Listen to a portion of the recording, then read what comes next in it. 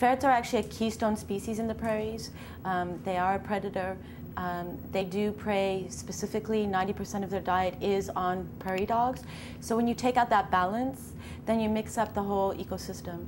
We can't just throw these animals out and just say, okay, we've done it, you know, good luck.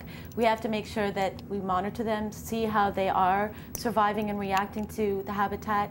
It's been 70 plus years since ferrets have been in Canada, so we don't know how the habitat and the you know, whole food chains and biodiversity web has kind of changed. The primary risk for recovery of the black-footed ferret typically is urban sprawl, habitat loss, but it's also primarily disease, sylvatic plague.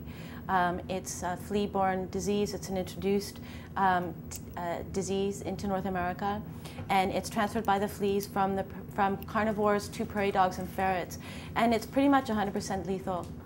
So what's happening now is the U.S. Fish and Wildlife counterparts have been working heavily on a plague vaccine that's now being produced by the U.S. Army. So we are actually inoculating the ferrets prior to release. It's showing great signs.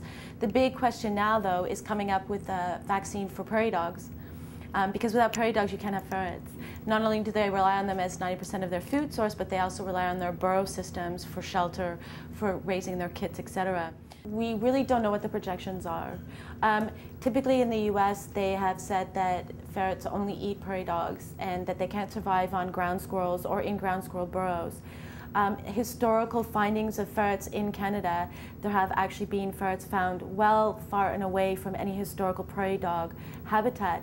So we're thinking there is the possibility, ground squirrels are larger at the most northern range in Canada, so we're thinking that maybe they might be able to survive on ground squirrel colonies.